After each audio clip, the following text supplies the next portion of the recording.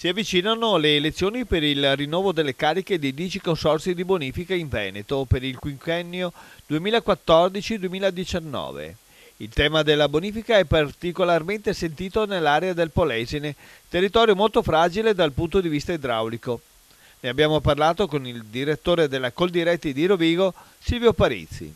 Sì, il 14 di dicembre siamo chiamati nei due consorzi del territorio polesano, sia quello Adige Po che il consorzio Delta Po, ad andare a votare perché la bonifica nel territorio di Rovigo e nel territorio polesano rappresenta non esclusivamente una tutela a dei diritti per le aziende agricole, per l'attività agricola, ma vorrei che fosse chiaro e ricalcare ancora una volta quanto è importante la bonifica anche per i centri urbani, i cittadini tutti, quindi è un appuntamento che non possiamo né dimenticarci né non dare il giusto valore.